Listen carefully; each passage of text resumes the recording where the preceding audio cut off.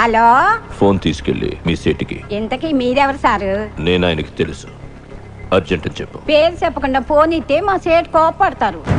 ఏయ్, బాయ్ నుంచి ఫోన్ అని చెప్పు. ఎవరికి బాయి?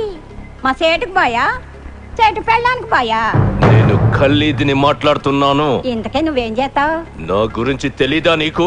టీవీలో చూడలా? టీవీలోనా? ఏ సీరియల్లో వస్తా? మారుతుంగా సాలి. కేకరే గుచ్చా?